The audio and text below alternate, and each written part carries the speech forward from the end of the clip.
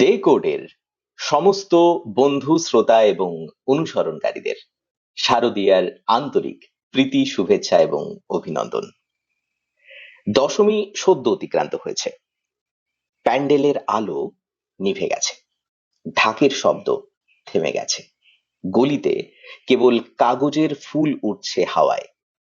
দেবী চলে গেছেন, রয়ে গেছে এক অদ্ভুত শূন্যতা। উৎসব শেষ, কিন্তু মনটা এখনো ফেরেনি আগের মতো নিস্তরঙ্গ জীবনে। পুজো শেষ মানেই কি উৎসবের রং ফিকে হওয়া? একেবারেই না। আসলে পুজোর পরেই শুরু হয় এক নতুন পথ চলা। জীবনে একটা ফ্রেশ স্টার্ট চাইলে এই সময়টাই কিন্তু সেরা সময়।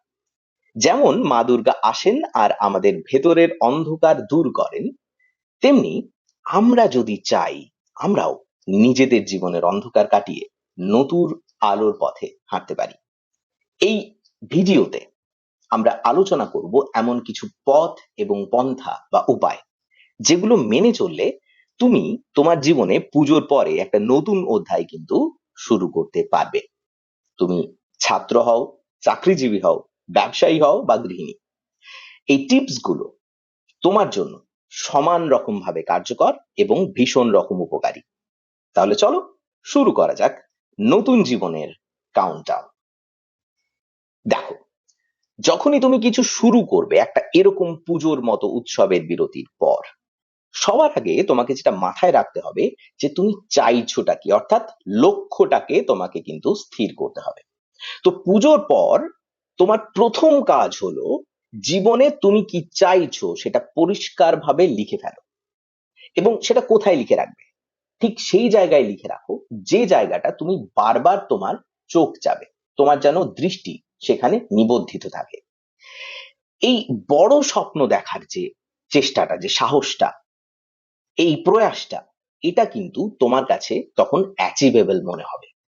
ফলে লক্ষ্য সবার আগে নির্দিষ্ট করো। পরের যে কাজটা তোমাকে করতে হবে সেটা হচ্ছে রিবিল্ড ডেইলি রুটিন। তার মানে হচ্ছে দৈনন্দিন রুটিনে নিজেকে বেঁধে ফেলা। দেখো, এই উৎসব পুজোর সময় প্রচুর ঘুম, খাওয়া দাওয়া, এলোমেলো ভাবে কাজ করা ইত্যাদিটাই কিন্তু রুটিন হয়ে যায়। মানুষ কিন্তু একটু নিজের মতো করে বাঁচতেই উৎসবের সময়কালটাকে বেছে নেয়, যেটা একেবারেই স্বাভাবিক এবং প্রয়োজনীয়।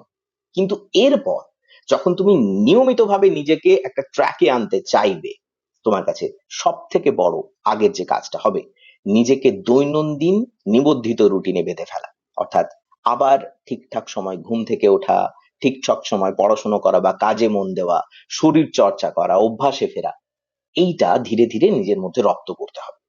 খানিকক্ষণ আগে যেরকমটা আমরা বললাম লক্ষ্য নির্দিষ্টকরণ, সেখানে লক্ষ্যটাকে তুমি যেরকম নির্দিষ্ট করছো সেই অনুসারে তোমার কাজগুলো যেন পরপর হতে থাকে, না হলে কিন্তু তুমি জীবনে খুব একটা অগ্রগতি তুমি কিন্তু পাবে না। তো এটা দেখে নিও। পরের যে কাজটা তোমাকে করতে হবে, স্বাস্থ্যকে অগ্রাধিকার দাও। অতিরিক্ত খাওয়া দাওয়ার পর শরীরকে ডিটক্স করাটা বড্ড বেশি জরুরি। আমরা জানি এই পুজোর সময়গুলোতে খাওয়া দাওয়া নিয়ে কোনো বাছবিচার থাকে না, কোনো নিয়ন্ত্রণ প্রায় থাকে না। এরপর এই সময়টাকে নতুন করে স্টার্ট করার জন্য তোমার শারীরিক এবং মানসিক ভাবে তোমাকে পোক্ত হতে হবে। এবং সেই কারণে তোমার শরীরকে অগ্রাধিকার দেওয়া, মনকে অগ্রাধিকার দেওয়া প্রচন্ড রকম গুরুত্বপূর্ণ। হালকা খাবার দাবার খাও, নিয়মিত ব্যায়াম করো, পর্যাপ্ত ঘুম অত্যন্ত গুরুত্বপূর্ণ। এই মূল মন্ত্র এগুলোকে নিজের জীবনে কার্যকর করো, তুমি দেখবে স্বাস্থ্যকে অগ্রাধিকার দেওয়ার সঙ্গে সঙ্গে তোমার লক্ষ্যের দিকে তুমি কিন্তু সহজে এগিয়ে যেতে পারছো। পরের যে বিন্দুতে আমরা আসবো সেটা হচ্ছে এরপর থেকে যখন তুমি পড়াশোনা স্টার্ট করবে বা তুমি যে স্কিলের দিকে যাচ্ছ, দক্ষতার দিকে, দক্ষতার উন্নতির দিকে যাচ্ছ, সেখানে তুমি নিজেকে একটা নতুন উদ্যমে নিয়ে এসো। অর্থাৎ তোমার যে লার্নিং এবং আপগ্রেডেশন যেখানে হচ্ছে, পড়াশোনা এবং দক্ষতার উন্নতি যেখানে হচ্ছে, সেখানে নতুন উদ্যম নিয়ে এসো। সেটা তুমি চাকরি করতে পারো, তুমি ব্যবসা করতে পারো, নতুন স্কিল শিখতে পারো, যাই কিছু করো না কেন, সেখানে নিজেকে আগের বারের থেকে একটু নতুন কিছু আপগ্রেড করো, নতুন একটা কিছু শেখো, নতুন একটা কিছু জানো, নতুন একটা কিছুর মধ্যে নিজেকে ইনভলভ করো। এতে করে তুমি যেটা ইতিমধ্যেই করে এসছো তার থেকে কিন্তু আরেক ধাপ ওপরে উঠবে তুমি। এইটা হচ্ছে আসল উন্নয়ন, এটা হচ্ছে আসল অগ্রাধিকার নিজেকে দেওয়া। পরের যে বিন্দুতে তোমরা এগোতে পারো সেটা হচ্ছে এতদিন পর্যন্ত তোমার কাছে যে সমস্ত খারাপ অভ্যাস ছিল সেগুলোকে কিন্তু কথা দাও এবার নিজেকে সেগুলো থেকে তুমি বেরিয়ে আসবে, অর্থাৎ খারাপ অভ্যাস ছাড়তে হবে। পুজোর পরে এটা প্রতিজ্ঞা নিতে হবে, তুমি যদি ধূমপান করো তাহলে সেই ধূমপান তোমাকে বন্ধ করতে হবে। তুমি যদি অতিরিক্ত সোশ্যাল মিডিয়ার ব্যবহার করো তাহলে অতিরিক্ত সোশ্যাল মিডিয়ার ব্যবহার কমাতে হবে। তুমি যদি দেরি করে ঘুমোতে যাওয়া, স্বাস্থ্যের দিকে নজর না দেওয়া, যে সমস্ত ব্যাড হ্যাবিট গুলো তুমি ধরে রেখেছো সেগুলো, যেগুলো তোমাকে তোমার সাফল্যের পথে বাধা দিচ্ছে, সবকটা বন্ধ করতে হবে। এবং এইটা ধীরে ধীরে ধীরে ধীরে যত ইনভলভড হবে এই বিষয়টার মধ্যে, যে আমাকে এটা থেকে সরে সরে আসতে হবে, আমাকে এই বদভ্যাসগুলোকে দূর করতে হবে, তত তুমি দেখবে জীবনের পথে কিন্তু তুমি এগিয়ে যাচ্ছ। কারণ তখন তোমার ব্যক্তিত্বটার উন্নতি কিন্তু অনেক বেশি হতে শুরু করবে। এরপর সম্পর্ককে মজবুত করতে শিখতে হবে। আমরা পরিবার, বন্ধু বান্ধব, পুজোর সময় আমরা মূলত এদের সঙ্গে সময় কাটিয়েছি। তুমি দেখবে অনেক অনেক ক্ষেত্রে এরকম হয় যে সারাটা বছর এদের সঙ্গে প্রায় কোনো যোগাযোগ থাকে না। এবার একটা নিজেকে কথা দাও যে প্রতি 1 মাসে, প্রতি 2 মাসে অন্তত এদের সঙ্গে কোনো একটা কন্ট্যাক্ট তোমার থাকতে হবে, নিজে রাখার চেষ্টা করো। হতে পারে তারা হয়তো সব ক্ষেত্রে রেখে উঠতে পারলো না, তুমি রাখো তোমার জন্য। কারণ এতে তুমি কানেক্টেড ফিল করবে। যারা সত্যিকারে তোমার পাশে থাকে সবসময়, হয়তো তুমি তাদের মানে কল করে উঠতে পারো না, তাদের সঙ্গে দেখা করে উঠতে পারো না, তাদের বাড়ি যাওয়া হয় না, তাদের সঙ্গে কথা বলা হয় না, সময় কাটানো হয় না, এরপর থেকে তুমি সেগুলোকে ঠিক করো। এই যে ঠিক করার পথে তুমি যত এগোবে, সম্পর্ক যত মজবুত হবে, তোমার সামগ্রিক জীবন কিন্তু তত সামগ্রিক হয়ে উঠবে। পরের যে বিন্দুটা, সেটা হচ্ছে ফাইন্যান্সিয়াল ডিসিপ্লিন বা অর্থনৈতিক শৃঙ্খলা। পুজোর খরচ শেষ, এবার থেকে কিন্তু ঠিকঠাক করে সঞ্চয় করতে হবে, বিনিয়োগের দিকে মন দিতে হবে। ছোট ছোট করে হলেও টাকা বাঁচাতে শিখতে হবে, ফিউচারের জন্য পরিকল্পনা করতে হবে। ভবিষ্যৎটা তোমার যদি পোক্ত করতে হয়, প্রত্যেকটা জীবনের প্রত্যেকটা অনুষঙ্গকে ঠিকঠাক করে চুটিয়ে বাঁচতে হয়, তাহলে তোমার অর্থনৈতিক শৃঙ্খলা বোধই কিন্তু তোমাকে পোক্ত ব্যক্তিত্ব তোমাকে দেবে। সুতরাং এইটা সম্পর্কে সচেতন থাকো। যখন তখন যে কোনো জিনিস আমি অনলাইন অর্ডার করে দিলাম, সেটা চলে এলো, সহজলভ্য হয়ে গেল, কিন্তু আদতে তোমার অর্থনীতি, ব্যক্তিগত অর্থনীতি এভাবে দুর্বল হচ্ছে, এটা কিন্তু করা যাবে না। সচেতন থাকো, কারণ এইটাতে তুমি যদি অতিরিক্ত মনোনিবেশ করে ফেলো তাহলে কিন্তু তোমার ক্ষেত্রে খুব একটা বেশি সফলভাবে কিছু করা সম্ভব হবে না। পুজোর পরে তোমাকে কিন্তু এই রিসেট টাইমটাতে প্রথম থেকে ভালো করে নিজেকে রিসেটের জিনিসগুলো সম্পর্কে সচেতন থাকতে হবে। পরের যে পয়েন্টটা, সেটা হচ্ছে যখনই জীবনের যে কোনো ক্ষেত্রে কারুর দ্বারা তুমি উপকৃত হয়েছো, সেটা ইভেন কোনো মানুষও না হতে পারে, সেটা কোনো প্রকৃতি হতে পারে, সেটা কোনো প্রাণী হতে পারে, তার কাছে কৃতজ্ঞ থাকো। এই কৃতজ্ঞতা প্রকাশ করাটা বড্ড বেশি জরুরি।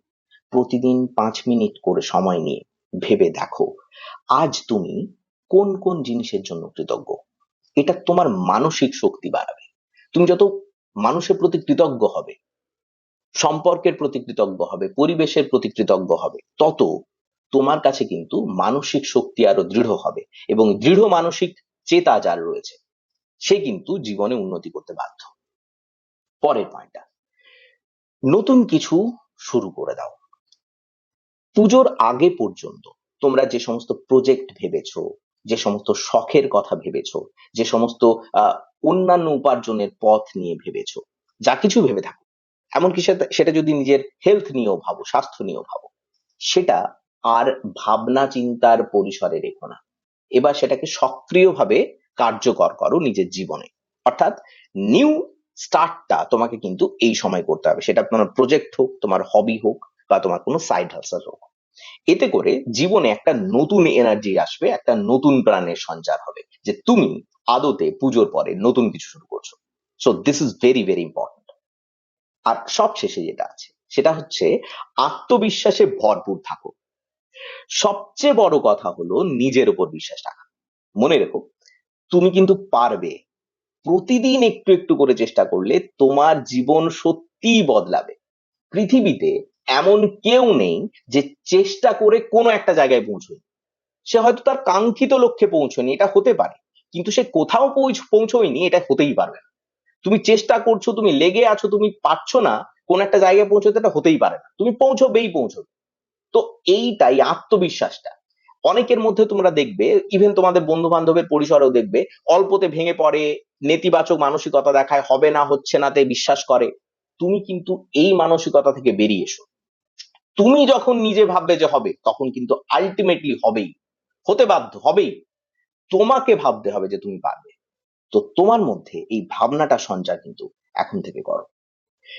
জীবন কখনোই এক জায়গায় থেমে থাকে না, এবং পুজোর পরের এই পরিসরটা এমন একটা পরিসর যেটা তোমার মধ্যে ইতিবাচকতা, মনে উৎফুল্লতা, আহ প্রচুর প্রাণবন্ত একটা মানে জীবনী শক্তি চারদিকে এর প্রবাহ কিন্তু থাকে।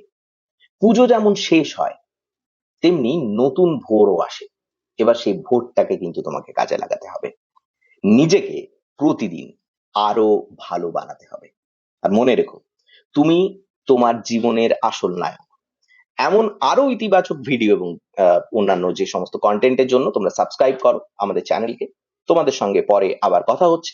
ততক্ষণ পর্যন্ত লেগে থাকো, জেদে থাকো।